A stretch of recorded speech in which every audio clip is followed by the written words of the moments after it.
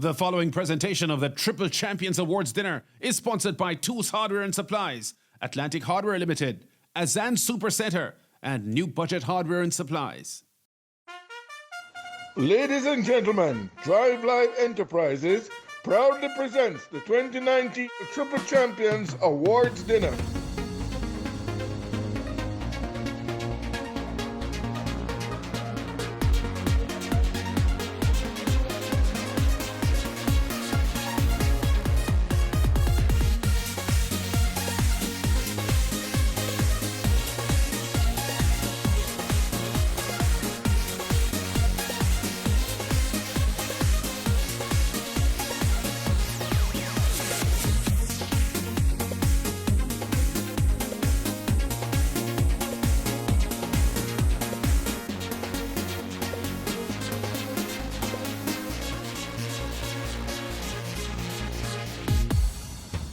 Born in the valley and raised in the trees of Western Jamaica on wobbling knees, with mama beside you to help you along. Soon you'll be growing. The Jackson Belgian Fulton begins to walk the way. He won the 95 Super Stakes, double stakes, and over Mr. Sensational Class 3 Josh Wallach. Your fate is delivered, your moment's at hand. It's a chance of Stop, read the point and stare, it's all over father shouting. I want a South-Scan performance, so here comes Topic Dancer. Nigel on the pressure from Topic Dancer looking for room. It is Nigel from Topic Dancer, and they come to the line. The brilliance of Rodriguez last song. Topic Dancer second. as you can. Your fate is delivered. The favorite and Darby Leela is taken over from Lysander Devlin as he comes to the ball pole. It is Caesar Legend. Lysander Devlin is trying to fight back, but there's been no stopping Kenny Mattis from taking his fourth red stripe Super Stakes. He's a legend and Winston to pit landed due to freelance clear of a gallant Lysander Devlin with Ricardo Griffith. Good evening, everyone. Welcome to the 2019 Yearling Sale Triple Champions Awards Dinner. I'm Carrie Bayliss. And I'm Lance Whitaker. And we will be your MCs for this prestigious event. And this is going to be a big night. We are honoring a lot of big names in the sport of horse racing. And the plans tonight, very, very ambitious, and well, Robert Dabdoo is involved here, so we know how ambitious it is. And there will be the main focus tonight, a tribute to three of the most outstanding jockeys that Jamaica has ever seen in George Hosang, Winston Griffiths, and Emilio Rodriguez.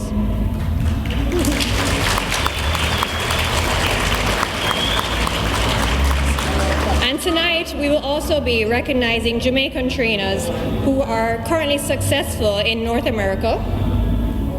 Yeah, and we will be recognizing some of the recent Triple Crown winners. We saw the montage of victories earlier on by Mark My Word, Supreme Soul, and She's a Man-Eater.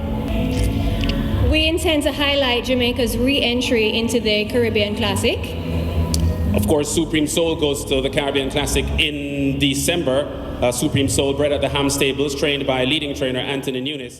And now, ladies and gentlemen, we invite to the podium Mr. Andrew Azar, spokesman of the organizing committee, to deliver the welcoming address. To everyone here tonight, thank you so much for coming out and supporting this event. Racing, while being, in my opinion, the most exciting and popular sport in Jamaica, is not only about winning or losing. It is also about the relationships that we have made along the way. It is about the good and great times that we have experienced socially and the camaraderie and friendships that have been built up over the years. As a wise man once said, it is not just about the destination, but enjoy the journey. And those of us involved in racing certainly have a lot of interesting stories to tell about our just journey. Every year, we should have an event such as this one that injects a little glitz, a little glamour, a little pomp, and a little pageantry into our racing product. I have to admit, Emilio, that when I first became a fan of you, it was just because of your name, Emilio Rodriguez. It just sounded nice. I was 12 years old. I said, I like that rider because his name sounds nice. But to be quite honest, in the ensuing years, I recognized that there were several other reasons why I need to like this rider, because he was so tremendous in the saddle. Everyone remembers the Lucky Old Son Derby in 1979, when Lucky Old Son was tired from the top of home stretch, but somehow held off Attaboy and Loverboy Cess and won the event. Winston Griffiths, we share the same birthday, not birth date, but September the 18th. We are not the same age. You are also a September girl. So we are September people here. The legacy that Winston Griffiths has left as a rider, not only in Jamaica, but as a Caribbean force in jockeyship, that legacy is going to be very, very hard to surpass. And we congratulate him on his successes. George Hosang, what has amazed me about him is the fact that he would have left Jamaica in the mid-1970s, and within a couple of years riding at Woodbine, he became the champion rider there, which is stunning, to be honest. A rider from a little-known country as far as horse racing is concerned, going to the big Woodbine racetrack and becoming champion, and repeating as champion within just a couple of years. I want to say George Hosang has been a tremendous inspiration to many people in the Caribbean who love horse racing. We've seen other Caribbean riders win titles at Woodbine, Patrick Husbands and Emil Ramsamy, but they took several years before they could get to the level that they were champion riders, and George Hosang did it in just a couple of years. So congratulations to them all. Ladies and gentlemen, we now invite the chairman of the Betting, Gaming and Lotteries Commission and the Jamaica Racing Commission, Mr. Clovis Metcalf. When Robert Dabdoob came to me in the latter part of last year and said, Clovis, Toba Sale is in trouble. We have 66 entries. And I'm thinking that we need some initiative to push the farms, to push the breeders, to push owners, to push numbers. So what can you do? And he asked if he would stage a triple series, a 2-year-old race and 2 3-year-old races. And I took it back to the board, we discussed it, we looked at it, we thought about the livelihood of the people who depend on racing. And there is over 20,000 people that are depending their livelihood on racing. And we thought, certainly this is a product. It's an exciting product. It employs a lot of people. And it gives opportunities to a lot of youngsters who, not for a better word, came up into primary school and didn't get the secondary education. So we thought, yes, let us support this event. So went back to Robert and said, Robert, we will do it, and we will also give a 3 million bonus to the owner of any horse that wins all 3 races. And that's where we started. Robert asked me if we will continue, but based on what I have seen last year, as I said, somewhere around October, the entries for the Toba Sale was 66. I think it ended up at 114 entries. So it tells me that incentive, and there's some good in racing. And BGLC is committed to that series, and we will continue to promote and to support that series.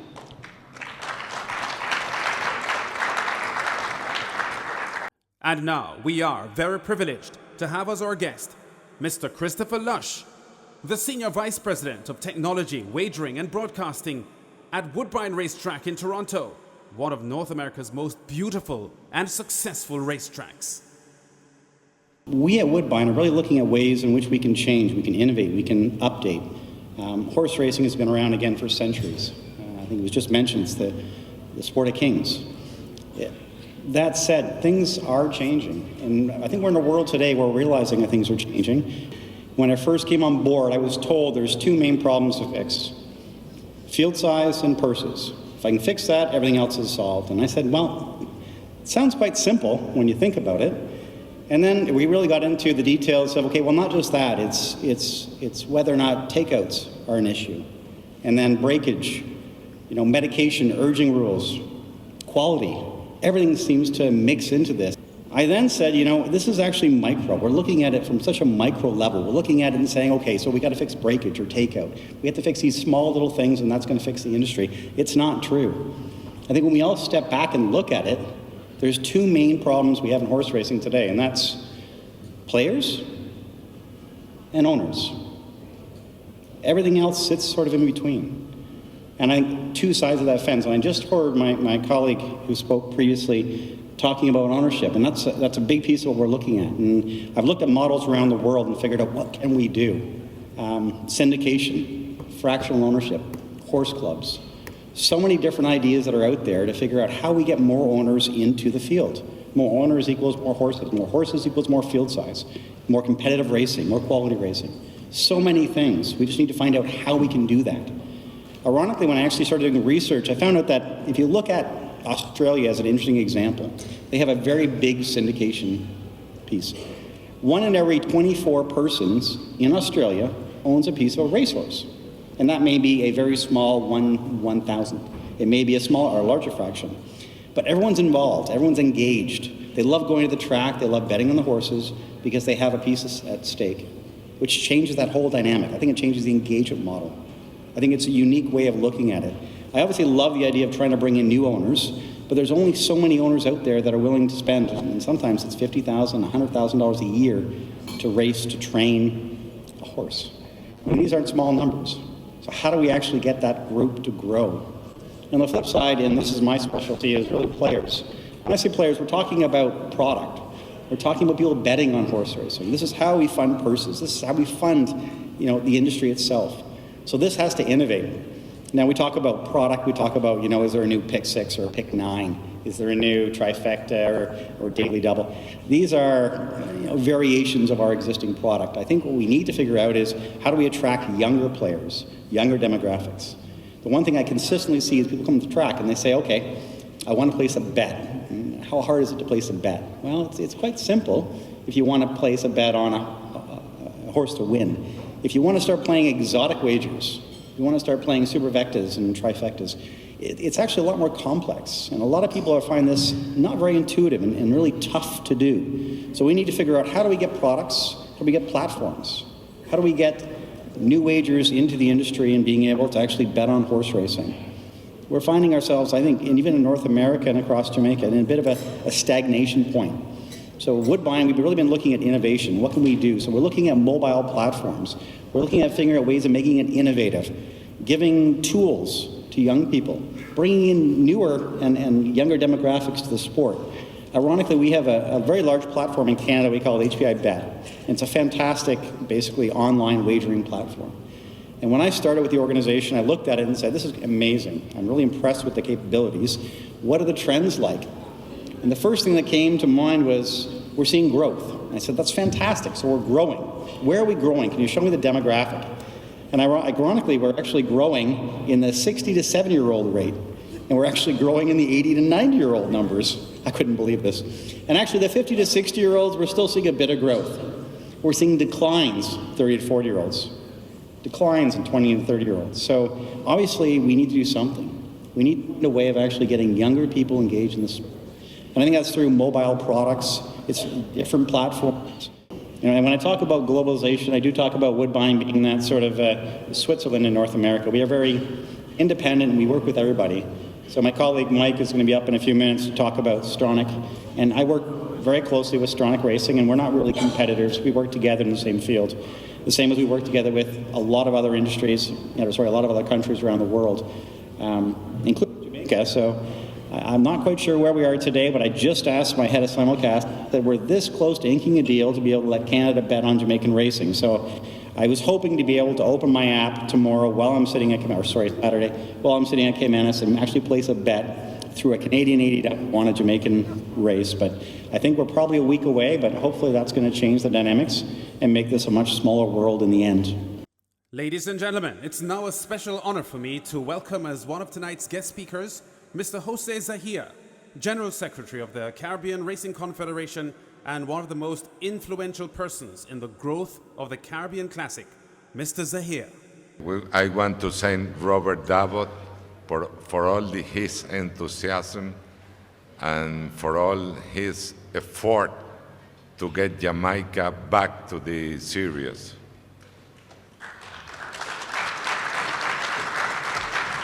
The Caribbean Racing Confederation was established in 1964, and then in 1966 we have the first Caribbean Classic, was won for a Venezuelan horse, and the countries that participate in that classic were Colombia, Jamaica, Mexico, Panama, Venezuela, and Puerto Rico.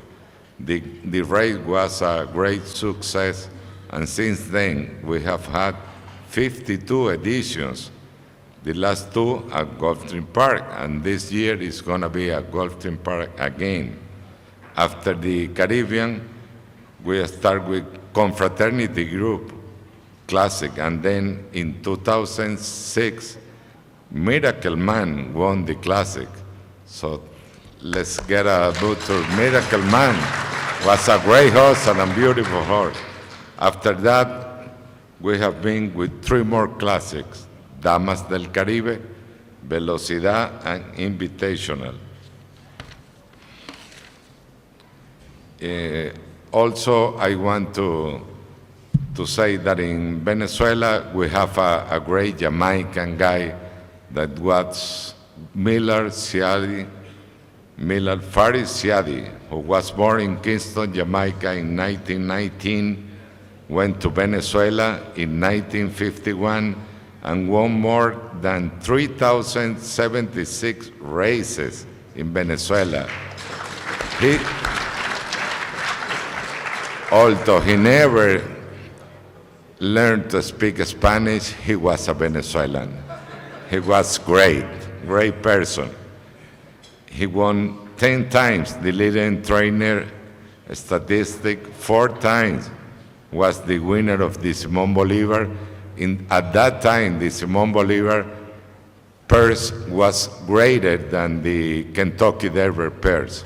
So you can imagine what Miller Ciades did. He got the record of 160 wins in one season, and there is not enough words to talk about that Jamaican trainer, Jamaican and Venezuelan trainer. Also in the Confederation, we have in Panama the great Henry White.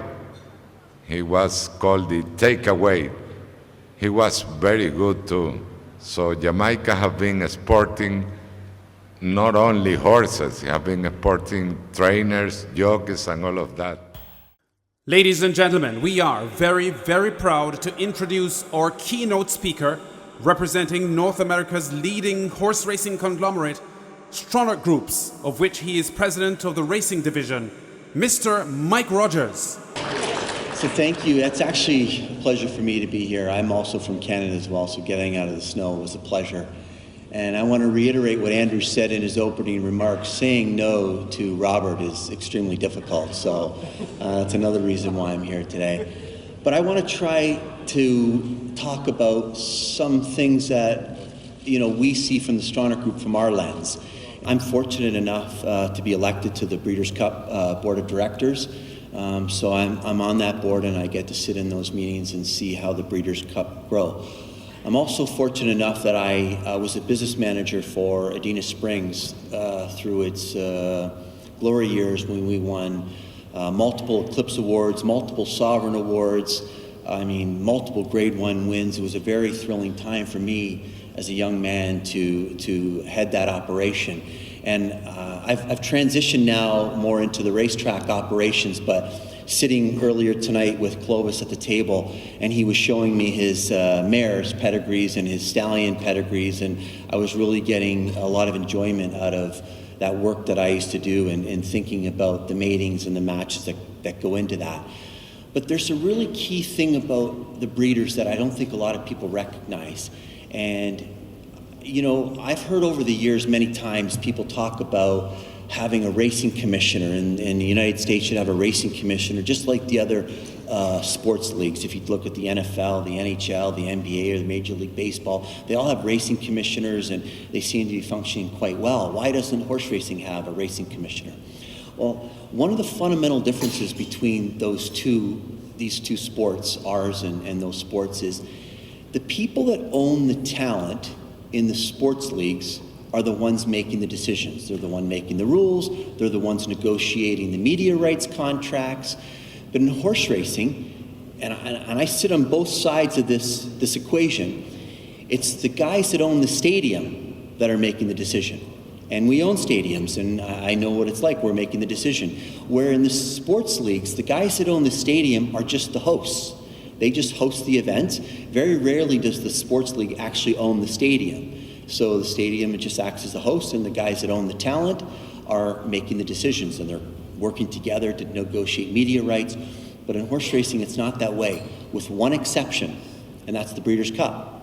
And the Breeders' Cup is that asset is owned by the breeders. It's owned by the people that own the talent. And they're the ones that are making the decisions. They're the ones that are actually deciding on the media rights deals that they're negotiating, what rules the event's going to fall under. And us as a racetrack operator, we're delighted to be their host, and it's a great event. So I don't want that to go miss. A lot of people miss that nuance about breeders and what they bring to the table. I'll never forget that first year that we hosted the Caribbean Classic. I mean, the energy level did translate, thank God, and we had an incredible event, and we're thrilled now to host it for the third year in a row. And the fact that Jamaica's got 2 runners in the event this year just broadens that scope of the international participation. I'm thrilled that we have 2 Jamaican runners. I already know, because I was a track athlete, Jamaica can produce fast human runners, so there'd be no reason why you can't produce fast racehorses. So I'm hoping to see that. And now, ladies and gentlemen, we are pleased to begin our award ceremony. The first set of awards will be to our outstanding Jamaican trainers that are in North America. The first presentation is going to Laurie Silveira, who is not here. Dennis Sasso will take the stage and receive the award for Laurie Silveira, 5-time Jamaica champion trainer, hugely successful at Woodbine, where Chris Lush is one of the big bosses there. Laurie's success at Woodbine, legendary, over 1,000 winners, over 25 million, with his main earners being Tusayan with 4 wins. Migrated to Canada in 1975 and was hugely successful and has had more than 1,000 winners at Woodbine. Our next recipient is Charlton Baker. Mike Rogers will be presenting the award to Charlton Baker. Son of former Jamaica jockey Carl Baker, hugely successful at Finger Lakes, and Charlton has won more than 1,650 races with earnings of over 33 million. And now one of the top trainers, Charlton Baker. Hugely successful, as we said, on the New York circuit. Congratulations, Charlton. Our next recipient is Jose Pinchin, who is currently based in Florida. He is unfortunately unable to attend, and Mr. Eddie Shakir will receive the award on his behalf. Making the presentation is Mr. Howard Hamilton, President of TOBA. Jose Pinchin has the distinction of being the first Jamaica-born trainer to have a horse in the Breeders' Cup, when in 2016 his champion 2-year-old 3 Rules competed in the $2 million Breeders' Cup juvenile race. Honor to Mr. Jose Pinchin. Thank you very much. Next presentation to Rowan Crichton, Clovis Metcalf to make the presentation. So far this year, Rowan has won 41 races and over 1 million in purses, with his charges hitting the board 47% of the time. His stable growing significantly in 2019 and doing extremely good work in Florida, and huge stakes wins at Gulfstream Park. He has a horse called Trenchtown Cat, aptly named.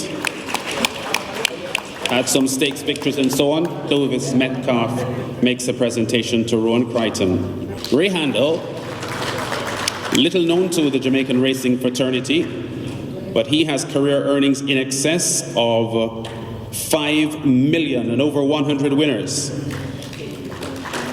After realizing his dream of becoming a trainer while he was a young man in Jamaica. Has over 103 victories from 631 starts. Mr. Ray Handel. Ladies and gentlemen, Jason DaCosta receiving his award from Mr. Kent Levy, Director of Supreme Ventures Racing and Entertainment Limited.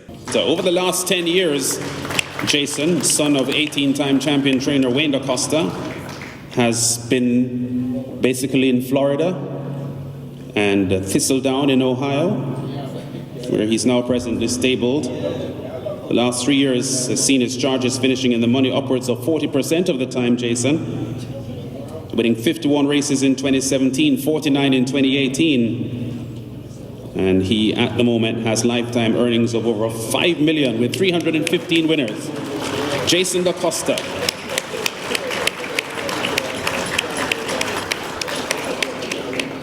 Responding on behalf of all the North American-based Jamaican trainers who received awards tonight, Charlton Baker.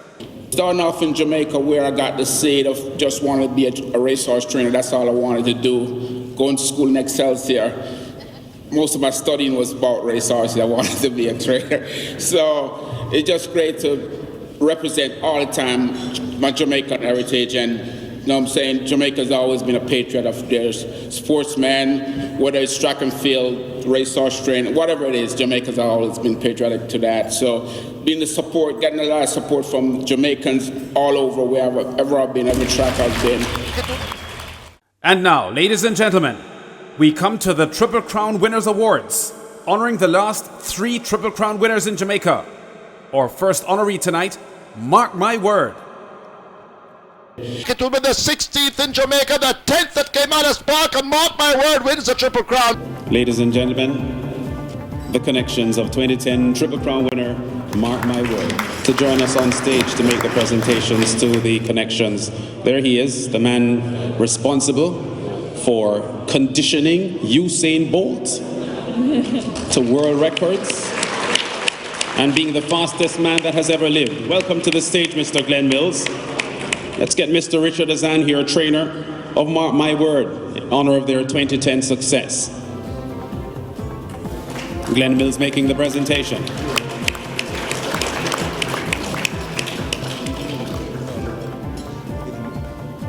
It's a big team, so they have several plaques to be presented to them. It's She's a Man-Eater in the hands of Omar Walker for Winston Kong and Wayne DaCosta Odie. She's a Man-Eater wins the Triple Crown.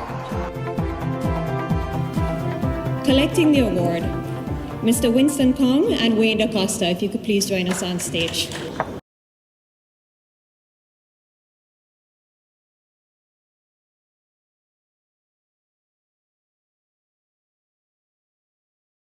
Mr. Wayne DaCosta, congratulations again as a trainer.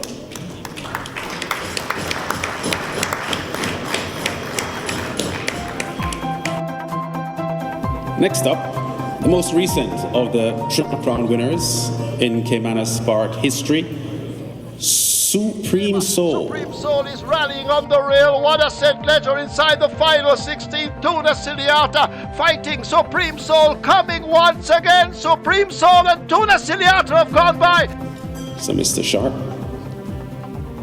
and Lorna Gooden to make the presentations to Shevan Maharaj, his dad. Dio Maharaj. Congratulations, sir, and all the best of luck in the Diamond Mile. Let's welcome now the trainer, Anthony Nunes.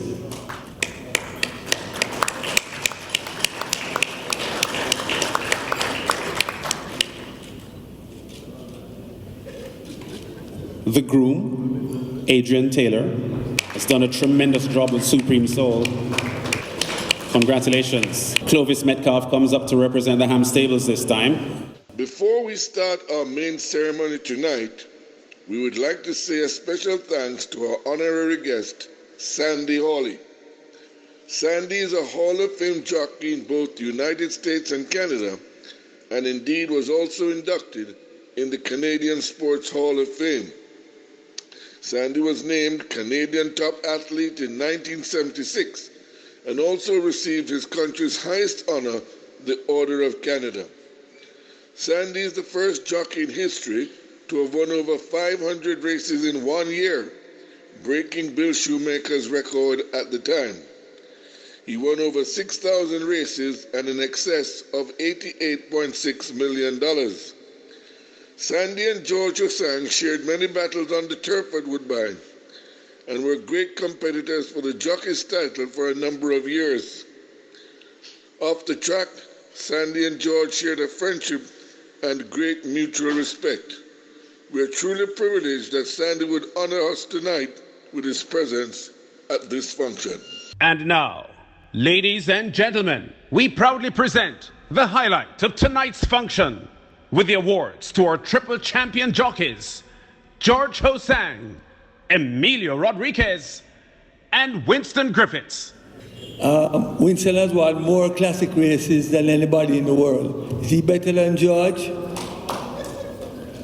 George will tell you yes. And Emilio will tell you George is better than him, and Fana will tell you that they're better than him. That's what's lovely about these guys.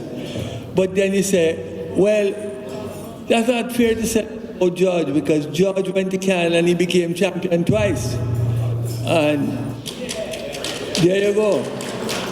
And Bimbo didn't win as many classic races, but he went to the States, he won over 100. Anyway you put them, these guys are on top. But you know, as much as we love them in the back of our heads, we remember the great races. So I wonder which one is better. So Devious Chris in a discussion with me, and this is a surprise for you, but then we have a surprise for Chris right after. Chris is going to commentate on the 2019 Jamaica Imaginary Derby. And as you heard Robert say, 2019 Imaginary Jamaica Derby. We have George Hosang riding the Viceroy, Emilio Rodriguez on Thornbird, and Winston Griffiths on Diesel Legend. And let's pick them up coming in to the top of the stretch. They turn for home in the Imaginary Jamaica Derby. Winston Griffiths aboard Diesel Legend on the rail, Emilio Rodriguez on Thornbird in the middle, and on the outside, the Viceroy and George Hosang, the thoroughbreds, head towards the final furlong. Griffiths is all over Diesel Legend. Rodriguez is throwing the works at Thornbird, and on the outside, the Viceroy gets the perfect ride from George Hosang, and as they come to the 16th pole, the three Derby winners head towards the wire. So, ladies and gentlemen, due to technical difficulties, we have lost the signal, and unfortunately, we will never know who is the greatest of these three champions. In this imaginary derby, there were 3 horses across the track, less than a 16th to run, and a very famous commentator, I will use a phrase from tonight,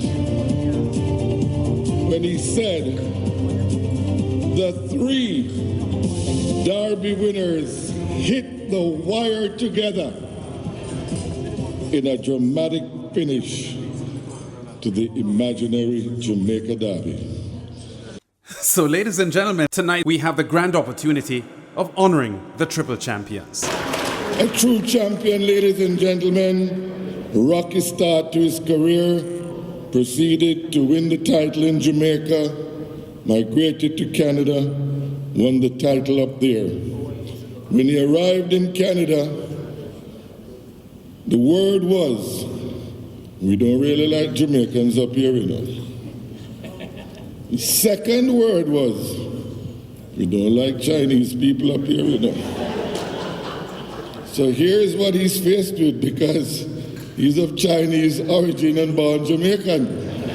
and having overcome that to win 2 riding titles, we're happy to award him with this honor tonight. George Hosang. The presentation to Mr. George Hosang from Hall of Fame rider Sandy Hawley, U.S. Hall of Fame rider. Outstanding career himself.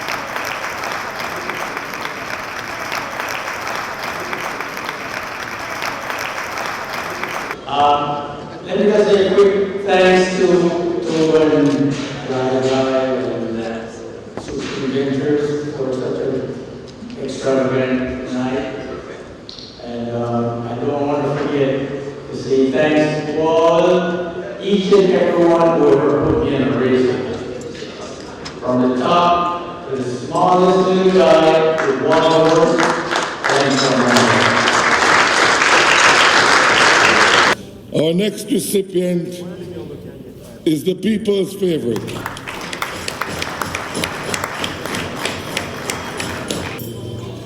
Emilio Bimbo Rodriguez.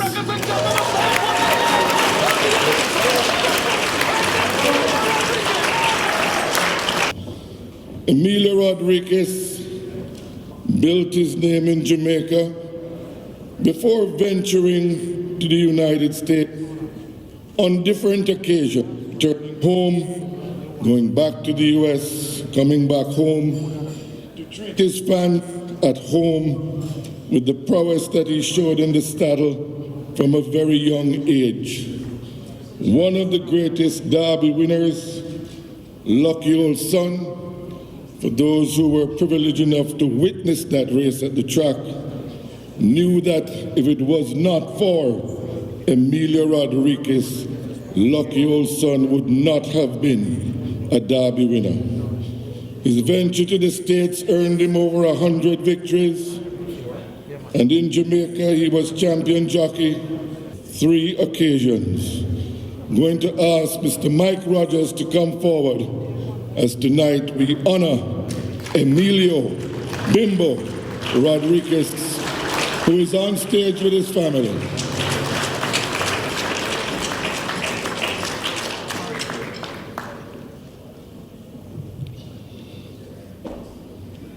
It's an honor for me to be here with these 2 fine racemen.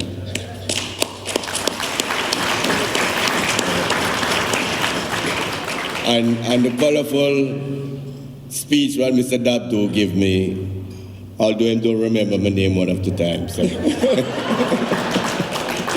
Thank you very much. I appreciate it. Thanks. He begins to sprint away from them. Winston Griffiths will land his first Derby this afternoon. Royal Death becomes a super horse in Jamaica. He wins it over the Boss and Forceful Native. Winston Griffiths, known popularly as Fana, is 5-time champion jockey of Jamaica, 1, 12 Derby winners, 2, and a world record 44 classic winners. Winston Griffiths.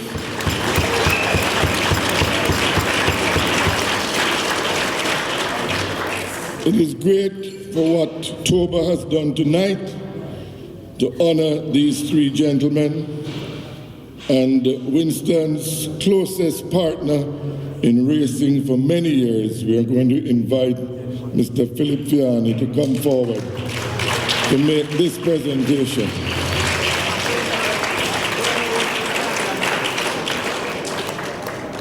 Many a time you've seen them together before a big race, giving instructions, after a big race, receiving trophies. Now tonight, Mr. Fiani will pay tribute to Winston Fana Griffiths.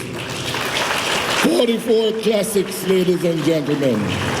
44 classic race winners, 12 derbies. Thank you, ladies and gentlemen, for a very wonderful night. I was glad to know to myself that Tobo had put on such a fantastic event, and I really appreciate a lot. And I thank Mr. Philip Fiani, who was with me over the years, who gave me most of my success. I am so gladly thankful to him. So I also want to say thanks to Mr. Harmon, Mr. Dabdoob, and the whole racing industry for a wonderful evening. Thank you all.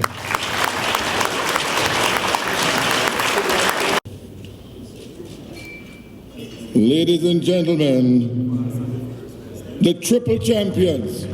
Tell them not to leave.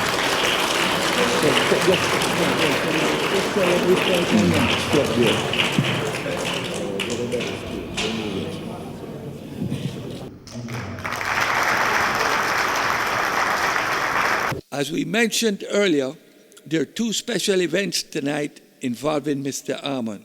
The first was the presentation to the champions, which we just witnessed. The other, he's about to discover. And now, ladies and gentlemen, as you've heard, we have a surprise tonight. Surprise even for the recipient. A special honorary award paying tribute to Mr. Racing, commentator and administrator extraordinaire, Christopher Armand. Christopher's career began in Jamaica and expanded to the USA, Trinidad and Tobago, and Barbados before he returned to his beloved Jamaica. Tonight, we are pleased to share snippets of his illustrious career as auctioneer, racing commentator par excellence, and administrator. $33,000 going twice. Can we get a bit of 34, 34, 34, 34, 34? Sold. $33,000. Jean's running the race of her life. Is there in third place as he enters the final eighth of a mile. The house begins to come down. Rodriguez and Sweet Records. Griffiths and Savage Waters. Just they wanted to see. Sweet Records and Savage Waters dancing in it. Sweet Records on top of a Savage Waters. Galapagos closing in it. Sweet Records and Emilia Rodriguez.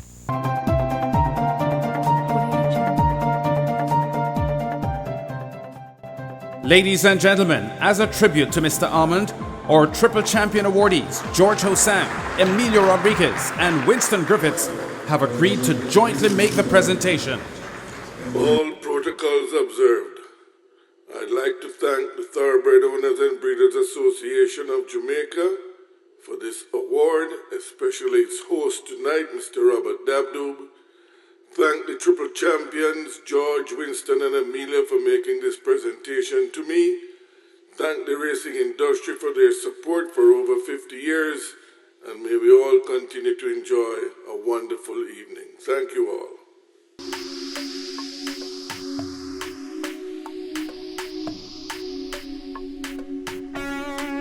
So this is life, the way we want it to be.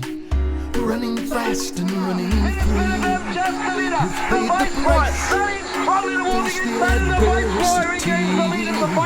Still running fast and running free. I'm not sure there are no losers.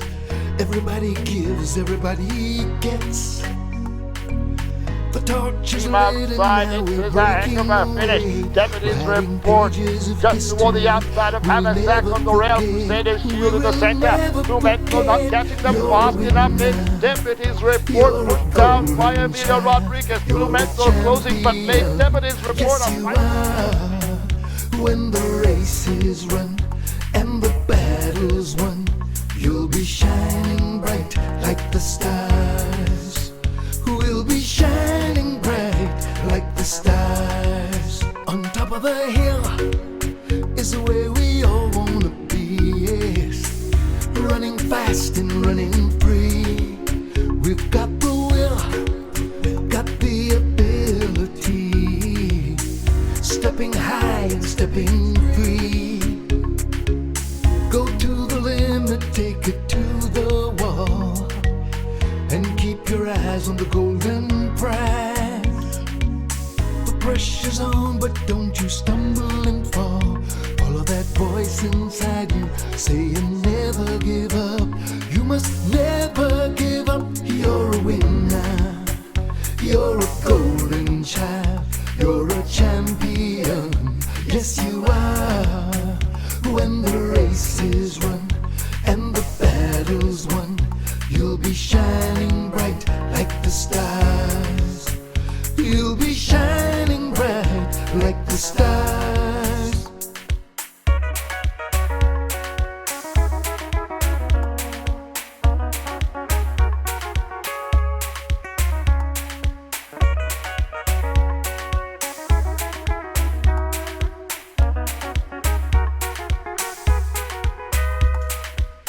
Go to the limit, take it to the wall, and keep your eyes on the golden prize.